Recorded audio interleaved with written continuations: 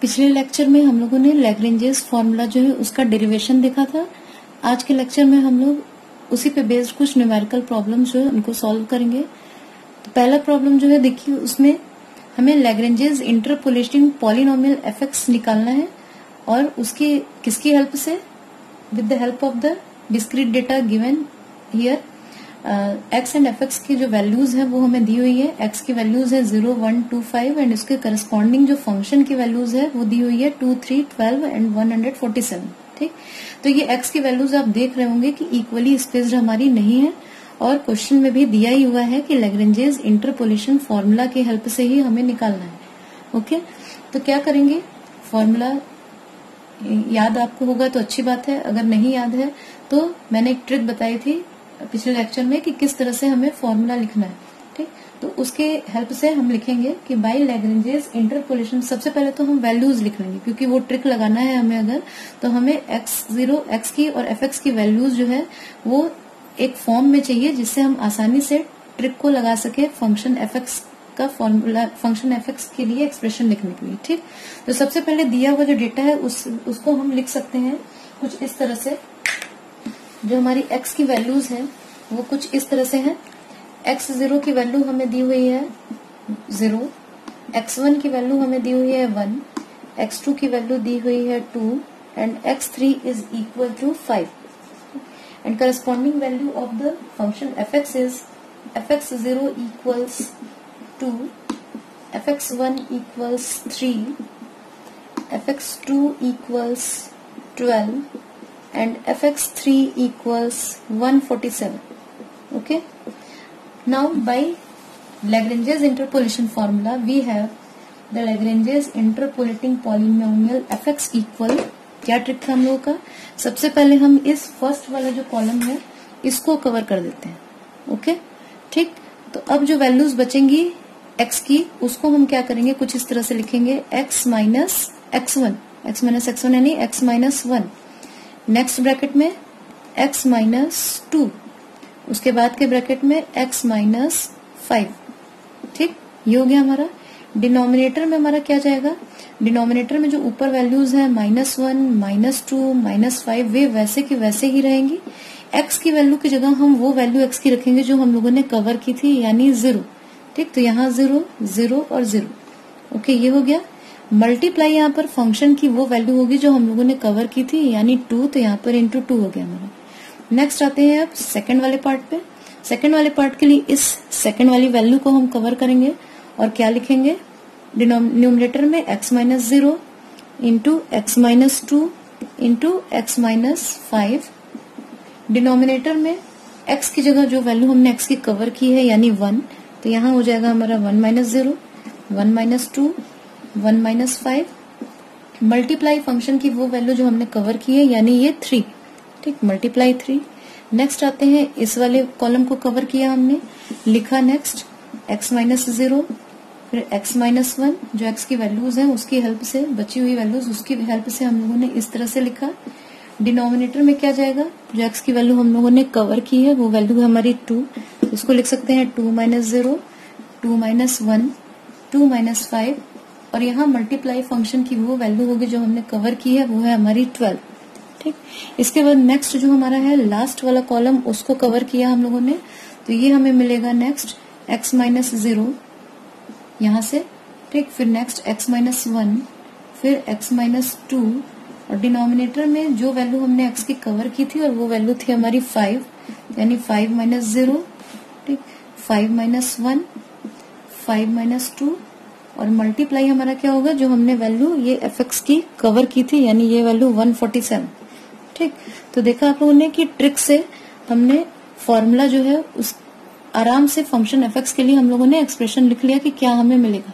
ठीक, तो इस ट्रिक को फॉलो करिएगा क्योंकि इसके बाद की चीजें भी जो है वो बहुत सिंपल नहीं है, थोड़े से टाइम टेकिंग है। ये प्रोसेस बहुत स्पीडी नहीं होता है। लैग्रेंजेस मेथड का जो होता है इंटरपोलेटिंग पॉलिनोमियल एफएक्स निकालने के लिए ये थोड़ा सा प्रोसेस जो है स्लो प्रोसेस होता है। ओके, तो कम से कम फॉर्मूला तो हम जल्दी जल्दी लिख सकते हैं अगर हम ट्रिक अप्लाई करते हैं तो फॉर्मूला तो हमने लिख दिया। अब नेक्स्ट जो है वो मैथमेटिकल पार्ट हमको कुछ सॉल्व करना है।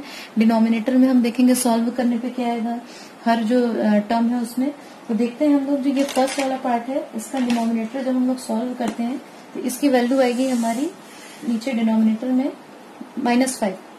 ठीक, तो ये सॉल्व करने पे ये जो पूरा एक्सप्रेशन हमारा जो है ये यहाँ से हट के हमारा मल्टीप्लाई हो जाएगा इसमें -1/5।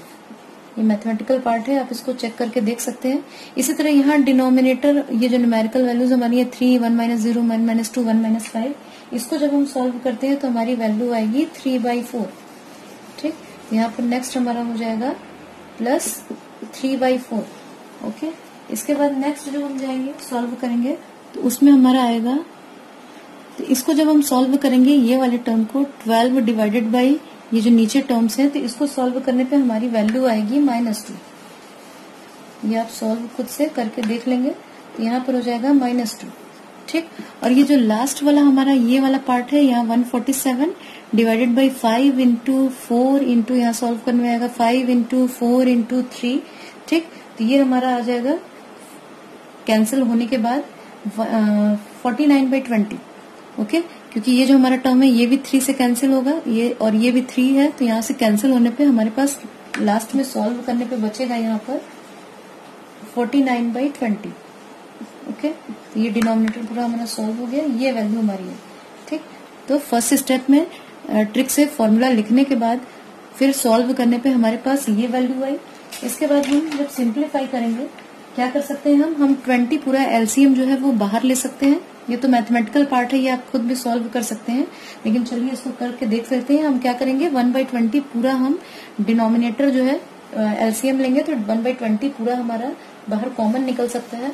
तो 1/20 को जब हम कॉमन करेंगे 1/20, तो फर्स्ट टर्म जो था उससे हमारा आएगा -4 into x - 1 into x - 2 into x - 5। Second जो टर्म था उससे हमारे पास आएगा +15 और संग में हमारे पास ये मल्टीप्लाइड था x into x - 2 into x - 5। Third वाला पार्ट जो था वहां से हमारा आएगा -40 और उसके संग में मल्टीप्लाइड था x into x - 1 into x - 5। और लास्ट टर्म में 49/20 था हमारा, तो 1/20 बाहर कॉमन आ गया तो बचेगा 49x into x - 1 into x - 2। Okay, इसको सॉल्व करने पे हमारे पास वैल्यू कुछ आएगी -4। इसको जब पूरा मल्टीप्लाई करेंगे तो वैल्यू आएगी x³ - 8x² plus 17x - 10 plus 15 multiply करेंगे तो वैल्यू आएगी x³ - 7x² प्लस 10x। ये हमको मिला पूरा इसको मल्टीप्लाई करने पे। उसके बाद हमारी वैल्यू आएगी यहाँ से -40 वाले से -40 into x³ - 6x² plus 5x। और लास्ट वाला टर्म जो ये +49 वाला है, यहाँ से मिलेगा +49 into x³ - 3x² plus 2x और ये पूरा हमारा 1/20 बाहर का होगा।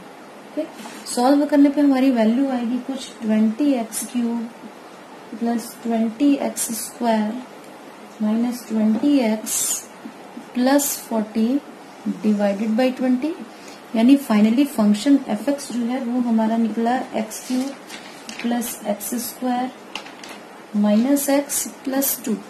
ठीक, ये हमारा निकल गया the Lagrange's interpolating polynomial fx। ठीक, तो ये आप देख रहे होंगे कि फॉर्मूला तो लिखना आसान था ट्रिक की वजह से, लेकिन उसके बाद का कैलकुलेशन जो है वो थोड़ा सा ध्यान से करना है। नेगेटिव पॉजिटिव की जरा सी भी गलती हुई, मल्टीप्लिकेशन में कुछ भी गड़बड़ हुआ तो फाइनल आंसर आपका जो है वो सही नहीं आएगा।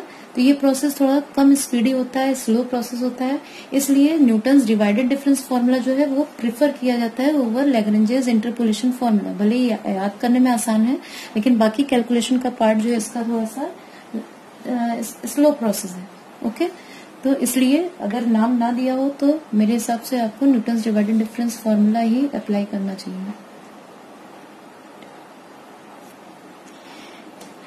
चलिए एक और क्वेश्चन ले लेते हैं लैग्रेंजेस फॉर्मूला से रिलेटेड। यहाँ पर हमें function form of the function interpolating polynomial fx नहीं निकालना है, बल्कि हमें क्या निकालना है, फंक्शन की वैल्यू जब x की वैल्यू 10 हो। और उसको निकालने के लिए हमें कुछ डिस्क्रीट डेटा दिया हुआ है जो कुछ इस तरह से है। x की वैल्यूज हमको दी हुई है 5, 6, 9, 11। इसको हम कुछ लिख सकते हैं x0 = 5, x1 = 6, x2 equal 9, x3 equal 11 और उसके करस्पॉन्डिंग जो फंक्शन की वैल्यूज दी हुई है हमको वो कुछ इस तरह से है। fx0 इक्वल हमें दिया हुआ है 12, fx1 दिया हुआ है 13, fx2 हमें दिया हुआ है 14 और fx3 दिया हुआ है हमें 16। ठीक, हमें क्या निकालना है, हमें फंक्शन की वैल्यू निकालनी है जब x की वैल्यू 10 हो। पिछला जो हम लोगों ने क्वेश्चन किया था उसमें हमें form of the function fx निकालना था और हमने देखा था कि प्रोसेस जो है वो बहुत स्पीडी नहीं था, स्लो प्रोसेस था, बहुत ध्यान से कैलकुलेशंस करने की जरूरत थी। ठीक, तो यहाँ पर थोड़ी सी चीजें आसान हो जाएंगी। वो क्यों आसान होंगी वो भी हम लोग देख लेते हैं। क्या होगा, हमारा जो पिछला क्वेश्चन था उसमें हमें हर टर्म में x minus x0, x minus x1 इस तरह से वैल्यूज लेके चलनी पड़ रही थी। ठीक, और यहाँ पर हमें x की वैल्यू क्या है, दी हुई है 10। ठीक, तो x की वैल्यू 10 पुट करने की वजह से हमारा कैलकुलेशन वाला पार्ट जो है वो थोड़ा सा आसान हो जाता है। चलिए देखते हैं कैसे। लैग्रेंजेस फॉर्मूला होता था fx इक्वल, ठीक, और क्योंकि यहाँ पर हमें f10 निकालना है यानी x की जगह हमें यहाँ क्या देना होगा, x की वैल्यू 10 है तो यहाँ पे हमें f10 लिखना होगा। ठीक, इसके बाद हम क्या करते थे, हम फर्स्ट पार्ट को कवर करते थे। ठीक, और x में से माइनस लिखते थे, x minus 6, x minus 9, x minus 11। Okay, लिखते थे x minus 6, x minus 9, x minus 11। लेकिन यहाँ पर चीजें थोड़ी सी आसान हो जाएंगी क्योंकि x की वैल्यू हमें 10 दी हुई है। तो हम क्या करेंगे, हम x minus 6, x minus 9, x minus 11 ना लिख के जिस भी वैल्यू पे, x की वैल्यू पे आपको फंक्शन की वैल्यू चाहिए उसे आप लिख दीजिए। ठीक, तो ये हम लोगों ने क्या किया, फर्स्ट वाला पार्ट कवर किया और क्योंकि 10 पे हमको वैल्यू चाहिए तो 10 माइनस 6, 10 माइनस 9, 10 माइनस 11 ये हम लोगों ने लिखा न्यूमरेटर में। और डिनोमिनेटर में हमारा क्या आ जाएगा, डिनोमिनेटर में 10 की जगह हमारी जो वैल्यू हम लोगों ने ढकी थी वो वैल्यू यानी 5 माइनस 6, 5 माइनस 9, 5 माइनस 11। ओके, ये आ गया और मल्टीप्लाई वो फंक्शन की वैल्यू जो हम लोगों ने ढक रखी है यानी 12। ये हो गया फर्स्ट पार्ट। अब प्लस सेकंड के लिए सेकंड को कवर किया हम लोगों ने। फिर x की जगह हम क्या रखेंगे, 10 रखेंगे तो 10 माइनस 5। ठीक, ये यहाँ से आप देख सकते हैं, यहाँ से अगर आपको प्रॉब्लम हो तो आप इस फॉर्म से भी यहाँ देख सकते हैं, ये हम लोगों ने कवर कर दिया। ठीक, तो 10 माइनस 5, 10 माइनस 9, 10 माइनस 11 ये न्यूमरेटर में हो गया, डिवाइडेड बाई डिनोमिनेटर में जो x की वैल्यू हमने कवर की है वो थी 6। ठीक, 6 को हम लोगों ने कवर किया था तो हो जाएगा 6 माइनस 5, 6 माइनस 9, 6 माइनस 11। ठीक, और मल्टीप्लाई वो फंक्शन की वैल्यू जो हम लोगों ने कवर की थी यानी इंटू 13। ठीक, इसके बाद नेक्स्ट आते हैं नेक्स्ट वाले पार्ट पे, तो ये हमने कवर किया। ठीक, और x की जगह क्या रखेंगे, 10 minus 5, 10 minus 6 into 10 minus 11 divided by हमने कवर की है वैल्यू जो x की वो है हमारी क्या वैल्यू है, 9। ठीक, तो यानी 9 माइनस 5, 9 माइनस 6, 9 माइनस 11 और इंटू हमारी जो वैल्यू थी 14। ठीक, लास्ट अब जो हमारा बचा है वो इसको हमने कवर किया तो हमारा हो जाएगा 10 माइनस 6, 10 माइनस 6 नहीं 10 माइनस 5। ठीक, क्योंकि 5 वाला फर्स्ट है x0, फिर 10 माइनस 6 नेक्स्ट हो जाएगा, फिर है 10 माइनस 9 डिवाइडेड बाई डिनोमिनेटर में क्या करेंगे, जो वैल्यू हमने कवर की थी तो कवर 11 था तो डिनोमिनेटर में 11 माइनस 5। ठीक, 11 माइनस 6 और लास्ट में 11 माइनस 9 और मल्टीप्लाई जो हम लोगों ने कवर करके रखा था यानी 16। ठीक, तो यहाँ चीजें आसान इसलिए हो जाएंगी क्योंकि न्यूमरेटर और डिनोमिनेटर ये सॉल्व होके हमें कोई ना कोई न्यूमेरिकल वैल्यू ही मिलेगी। और पिछले केस में क्या था, हमें x के जो पॉलिनोमियल फंक्शन के फॉर्म में मिल रहा था, x के पावर्स मिल रहे थे, ब्रैकेट्स जो थे सारे उनको मल्टीप्लाई करना पड़ रहा था तो थोड़ा सा कॉम्प्लिकेटेड प्रोसेस था। यहाँ पे तो सॉल्व होके हमको कुछ नंबर्स मिलेंगे, बस उनको भी करते समय हमें ध्यान रखना है नेगेटिव पॉजिटिव वैल्यूज का, नहीं तो आंसर हमारा जो है वो गड़बड़ा जाएगा। ठीक, तो इसको जब हम सॉल्व करेंगे तो हम देखते हैं कुछ इस तरह से, पहले वाले पार्ट से 10 माइनस 6, 10 माइनस 9 ये जो हमारा था इसको सॉल्व हम जब करेंगे तो हमें f10 की वैल्यू पहला जो पार्ट है यहाँ से मिलेगा 4 multiply 1 multiply minus 1 divided by minus 1 into minus 4 into minus 6 into 12। ये पूरा सॉल्व करने पर। ठीक, सेकंड वाला जो ये वाला पार्ट था हमारा, इसको सॉल्व करेंगे तो वैल्यू आएगी हमारी 5, ये लिख देते हैं आगे, 5 into 1 into -1 divided by 6, 1 into -3 into -5। ठीक, ये वैल्यू आएगी मल्टीप्लाइड बाई 13। ठीक, उसके बाद हमारा ये वाला जो पार्ट था इसको सॉल्व करेंगे तो यहां से हमारा मिलेगा, सॉल्व करने पे मल्टीप्लाइड हमारे इसके साथ 14 है, तो ये 5 into 4 into -1 divided by denominator जब सॉल्व करेंगे तो 4 into 3 into -2 multiplied by 14। Okay, और उसके बाद लास्ट वाला जो हमारा टर्म था ये वाला मल्टीप्लाई 16 वाला, इसको सॉल्व करेंगे तो यहाँ से हमारी वैल्यू आएगी 5 इंटू 4 इंटू 1। सारी वैल्यूज यहाँ पर हमारी लास्ट वाले टर्म में देखिए पॉजिटिव आ रही होगी। ठीक, यहाँ सारी वैल्यूज हमारी पॉजिटिव है। ओके, तो लास्ट टर्म हमारा ये आया। अब इसको जब हम सॉल्व करेंगे तो इसको सॉल्व करने के लिए आपको ध्यान देना है कि न्यूमेरिकल एनालिसिस के पेपर में कैलकुलेटर का यूज अलाउड होता है। ठीक, तो कैलकुलेटर जरूर लेके जाइएगा क्योंकि बिना कैलकुलेटर के बहुत टाइम टेकिंग प्रोसेस हो जाएगा ये। ठीक, तो जब कैलकुलेटर की हेल्प से हम सॉल्व करेंगे तो ये फर्स्ट वाला टर्म पूरा सॉल्व होकर 2 मिलेगा, सेकंड से 4.33, थर्ड वाले टर्म को सॉल्व करने पे 11.67 और लास्ट वाले टर्म से हमें मिलेगा 5.33, यानी F10 की वैल्यू जो है वो हमारी अप्रॉक्स आएगी 14.67। ठीक, तो ये देख रहे होंगे आप कि अगर इंटरपोलेटिंग पॉलिनोमियल एफएक्स निकालना है तो वो प्रोसेस थोड़ा सा स्लो हो जाता है, टाइम टेकिंग हो जाता है, और अगर एक्स की किसी पर्टिकुलर वैल्यू पे फंक्शन की वैल्यू निकालनी है तो वो रिलेटिवली कम टाइम लेता है और हो जाता है आसानी से। ओके, एक और न्यूमेरिकल देख लेते हैं लैग्रेंजेस फॉर्मूला से रिलेटेड, जो पिछले न्यूमेरिकल जो हम लोगों ने किए थे उससे कुछ अलग पैटर्न का है। क्वेश्चन में दिया हुआ है लैग्रेंजेस फॉर्मूला की हेल्प से हमें क्या करना है, हमें ये प्रूफ करके दिखाना है। ये जो एक्सप्रेशन आपके सामने लिखा हुआ है इक्वेशन, इस इक्वेशन को या आइडेंटिटी को हमें प्रूफ करके दिखाना है।